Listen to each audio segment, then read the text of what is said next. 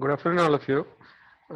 Today we are going to revise the topic Drugs and Cosmetic Act 1940 and Rules 1945. We have spent a lot of time to discuss about this Drugs and Cosmetic Act, and there are many things to learn from this Act, Drugs and Cosmetic Act, because in pharmacy there are only two acts there. We have to have a wide knowledge about Pharmacy Act, and the next one is Drugs and Cosmetic Act. So, whichever profession we are working, we should adapt these two acts. What it's stated about the drug practices in India, we have to keep it in fingertip. And one more thing, when we are gaining knowledge about Act, also we should know about their updated content also, because all the acts are in the initial form. It will be in a developing stage, but later on there will be every year or every 2 years once there will be developments, and further amendments will be added, and the present form of the act also you should know very thoroughly. But when we are reading from a book, we know what was there during the publication of the year, publication of the book, what was stated, that is only we can able to understand. So now I try to cover all the present developments in this field also. Okay. With this introduction, we move to this Drugs and Cosmetic Act 1940 and Rules 1945. This presentation includes history of the Act, definitions given in this Act, administration of the Act and rules, provisions.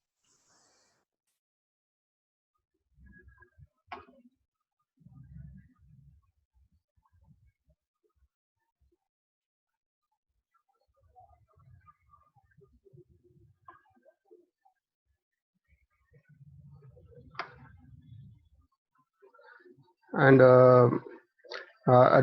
provisions related to import, provisions related to manufacture, related to sale, related to packaging and labeling, and various schedules all are listed, and various amendments for developments year-wise.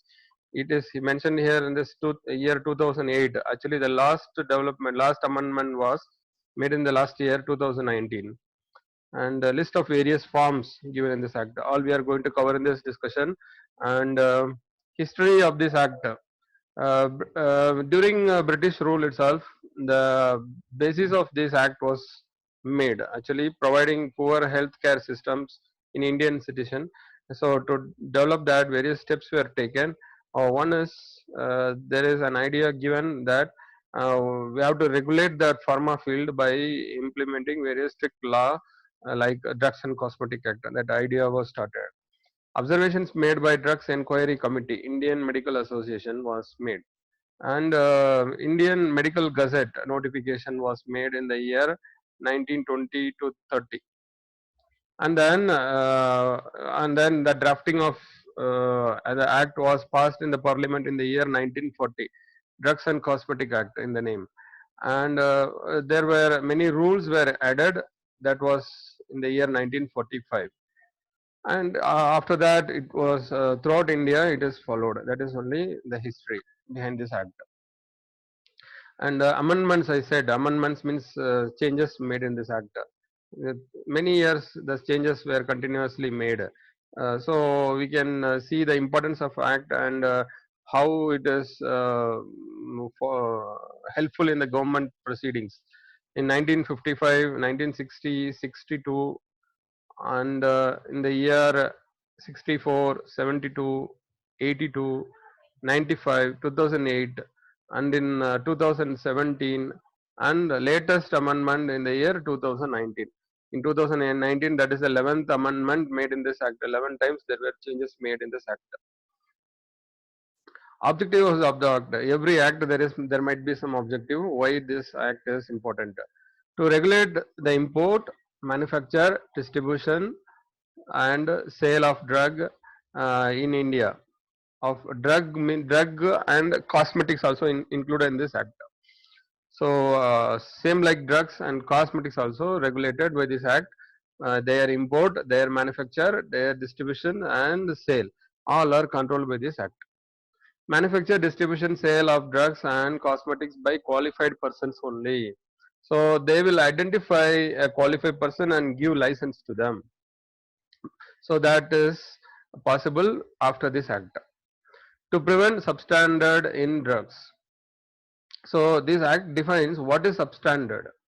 So people will get a clear picture, and accordingly fails, if the drug fails, then it will be listed under substandard. So necessary actions will be taken. To regulate the manufacture and sale of Ayurvedic, Siddha and Unani. Previously, they were not included in this act, and later amendments it is included. Ayurvedic, Siddha, Unani medicines also. To establish drugs technical advisory board. So this is an advisory board. So it advises the government on policy makings about drugs and cosmetics. So this board is established after this act only. Like that, one more powerful advisory committee, that is called drugs consultative committee. So many experts were appointed as members in this drugs consultative committee for allopathic and allied drugs. So that is also gives idea time to time to the government what are the policies to be adopted. This act defines what is a drug. Why this definition is important? Because it is a legal definition. So that covers how to identify a drug or one substance they may use without telling that it is drug. So that is not at all possible once after that is this definition. For example, all medicines for internal or external use of human being or animals, and all substances intended to be used for or in the diagnosis, treatment, mitigation or prevention of any disease or disorder in human being or animals, including preparations applied on human body for the purpose of repelling insects like mosquitoes. So mosquito repellent also a drug. So these are all added after various amendments, so that the definition for drug is fine tuned like this. So you can see this legal statement, everything is covered, so nobody can escape. A drug cannot be misused, so like that the definition is made. And cosmetics also same definition is given.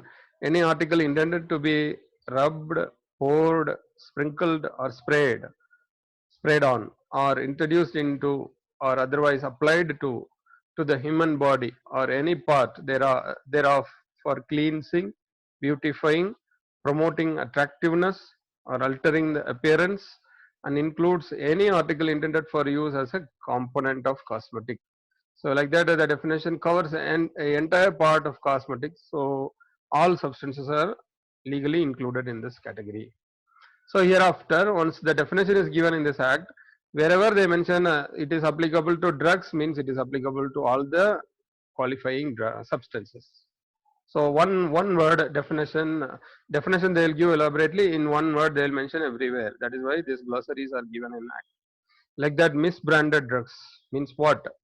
These are very pharmaceutical important terms. Accordingly, punishments everything were defined in this act. So what is misbranded drug?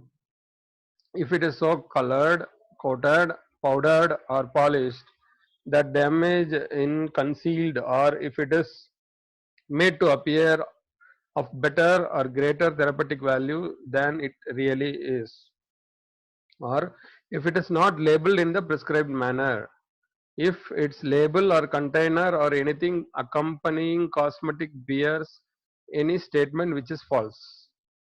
So they are called misbranded drug. That means it looks very nice by color, appearance, everything, but nothing is there, no effect. So they are misbranded, and very attractive label, nothing is there in this formulation. That is misbranded drug, or it is not labeled in the prescribed manner. This act says how medicines to be labeled. So if that is not there, then it is a misbranded drug. Like that, adulterated drug, if it consists in whole or in part of any filthy, putrid or decomposed substances. See the difference between misbranded and adulterated. Misbranded may contain medicine or may not contain medicine. Here, with the medicine, something other than that is mixed, adulterated. If it has been prepared, packed or stored under insanitary conditions. So There is no adulterations, but contaminations of due to insanitary conditions, whereby it may have been contaminated with filthy, or whereby it may have been rendered injurious to health. Such formulations are adulterated drugs.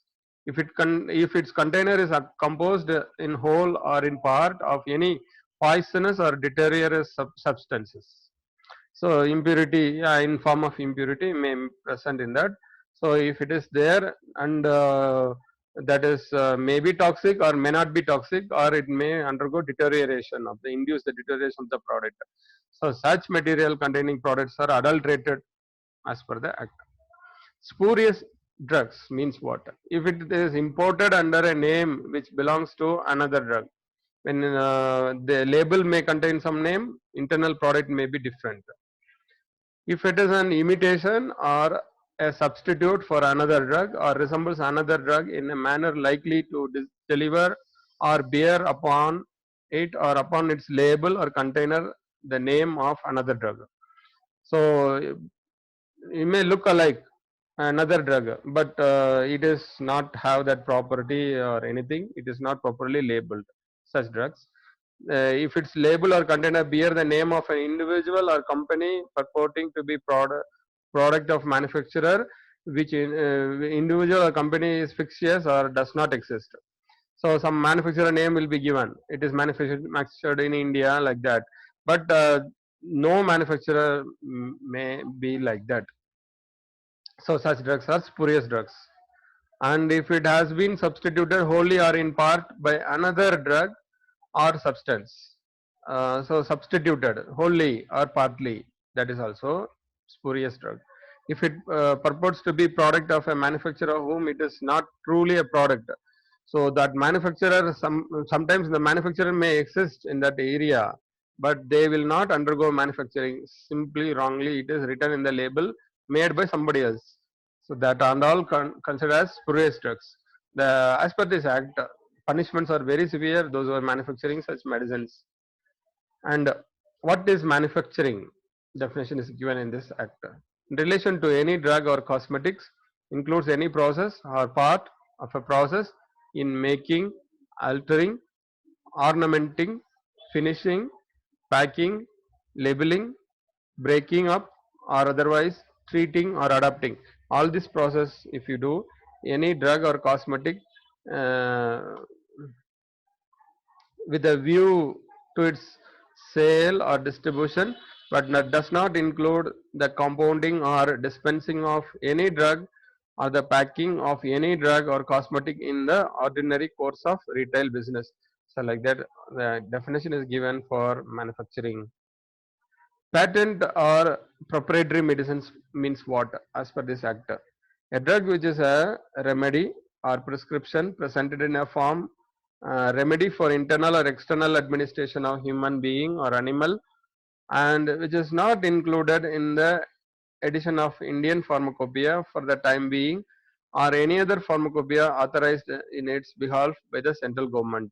It's called patented or proprietary medicine. That means that belongs to certain manufacturers, and we should obtain permission from them to manufacture. So they are called patent or proprietary medicines.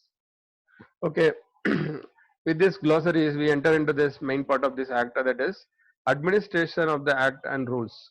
So one act will be in a book. To implement and practice and to follow, we need personals, officials. So this act makes ways to appoint many officials to establish the proper usage of this act. Accordingly, we can classify the officials powered by this act into advisory role, analytical role, executives.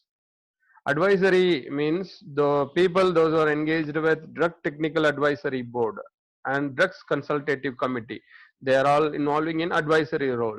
They are experts, panel of experts. They will receive inputs from various sources, and they will analyze and give instructions to the government to make necessary changes in the act, in the procedures, policy making, regulating, like that. Analytical role, drugs, Central Drugs Laboratory, CDL. drugs control laboratory in states, government analyst. They're all the officials functioning in the analytical part. That means they will analyze the samples, analyze the manufactured batches in India and products, and they ensure the quality, therapeutic efficacy, and their various standard qualities, and also they will report time to time to this advisory committee and other higher officials to the government. So they are government appointed analysts. So their data, their analytical informations are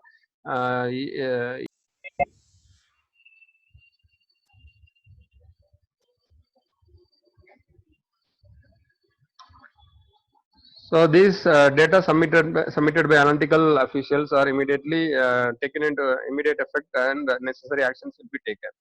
Like that, executive officials means licensing authority, controlling authorities, drug inspectors. Used to call them drugs control, drug controller of India, state drug controllers, and then drug inspectors. So they are all executives under this act.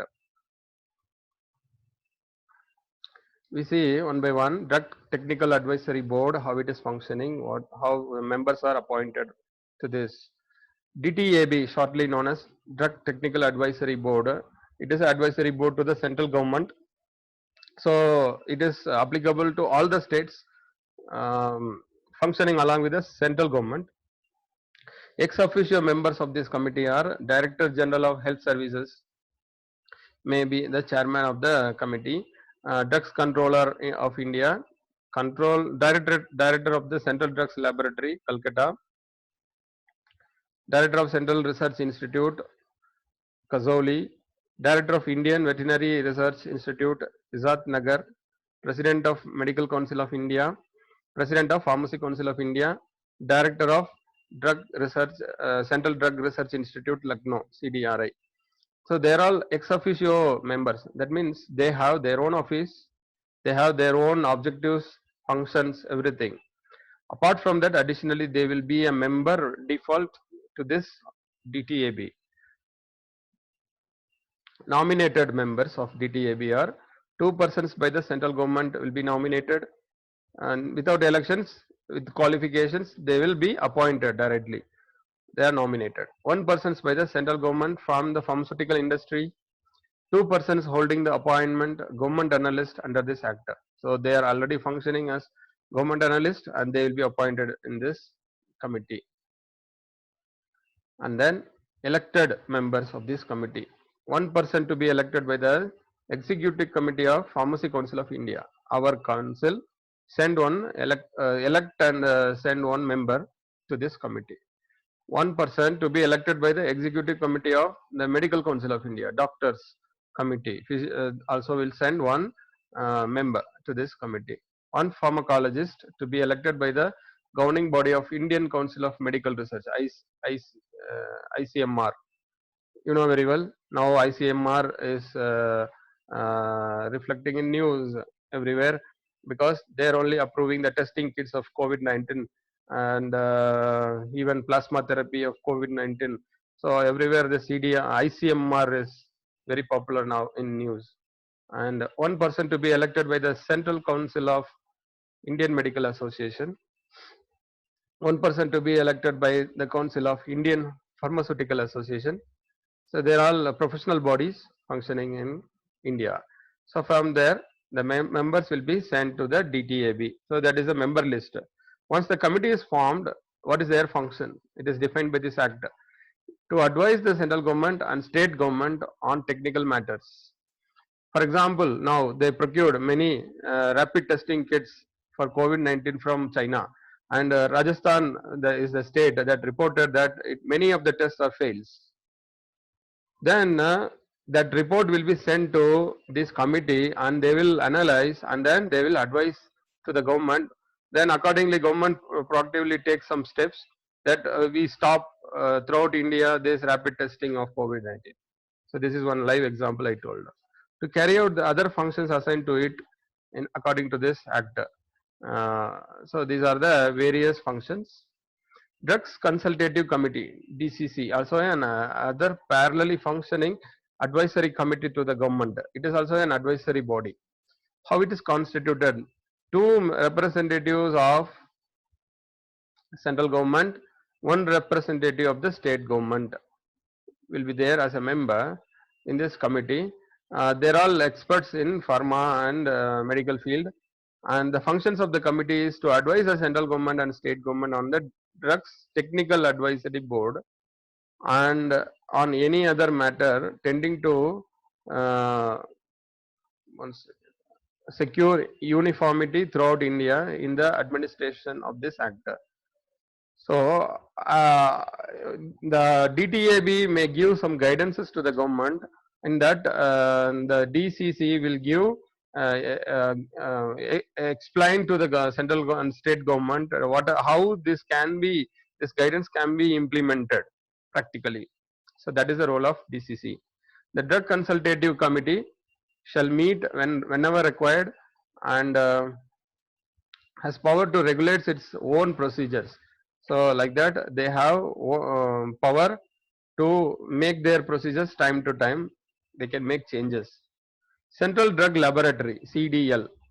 We saw the officials in category wise: advisory, and then analytical, and then executive. This is comes under analytical role.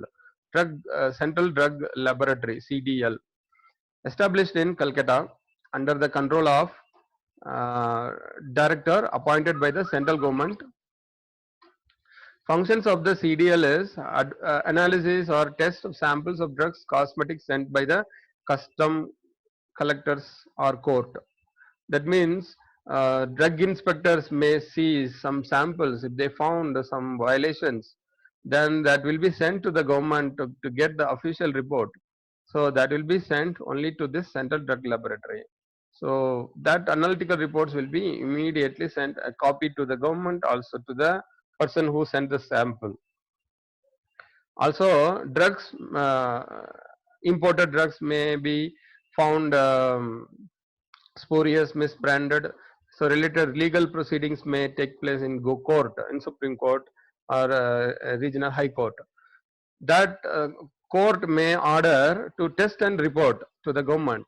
So that samples will come to Central Drugs Laboratory. Analytical quality control of the imported samples, always after their report only import of drugs will be allowed in the ports. Collection, storage and distribution of internal standards will be done by this CDL only.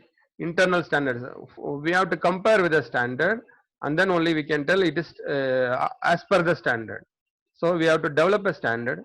That is the role of CDL. Preparation of reference standards and their maintenance. So as per the standard, they will maintain a reference standard. So they compare the results with the reference standard. So that is their role. Maintenance of microbial cultures for any disease, any testings. We need microbial cultures. So that will be developed and stored in this laboratory, common laboratory, Central Drugs Laboratory. Any other duties entrusted by central government will be taken by this CDL, acting as an appellate authority in matters of dispute. So they are the confirming authority. For example, Maggi noodles contains lead. That the samples will be sent to CDL and the report will be taken. Only the court will take the reports of CDL only. Drug control laboratories in state. In Gujarat, 3 laboratories established which collect, analyzed and report the various samples of the drugs and food. Baroda in 1959 and Bhuj in 1979, Rajkot 1983 laboratories were established. So because many number of crimes related to that were reported, so we need to analyze many number of samples. So many places these laboratories were established. So and these laboratories have many subdivisions also: chemistry division, immunology division, pharmacology division, pharmacognosy division, food division, Ayurvedic divisions, like that. Functions of this CDL are testing of drug samples, analysis of food samples, analysis of excise samples. I told the example of noodles also. I told the examples of drugs also. Analytical excise samples. That means alcohol containing preparations also will be tested. Government analyst is an executive, not executive, analytical role under analytical classification appointed by this act. They are only functioning, working in this CDL. These officers are appointed by the central or state government and perform their duties. Qualification of government analysts are persons having qualification for appointment as government or as government analysis for allopathic drugs. So they are the authorized analytical personnel, qualified people. Their certification, their signature is only valid on any one report suspected on any product. Having a degree in medicine, Ayurveda, Siddha, Unani, and not less than 3 years postgraduate experience in the analysis of drugs in a laboratory under control of a government analyst are qualified to appoint as government analyst. Their duties are, as per this act, the government analyst shall cause to be analyzed or tested such samples or drugs and cosmetics as may be sent to him by inspectors. Drug inspectors, their role is visiting the premises, collecting the samples. For that, they are powered. And testing is not their role. They will send the samples with proper labeling, sealing, and the samples will be tested and the proper certificates will be issued. We saw the same role for CDL. CDL is the laboratory, and uh, the government analysts are the people working there. A government analyst shall inform time to time forward report to the government, giving the results of analytical work and research with a view to their publication.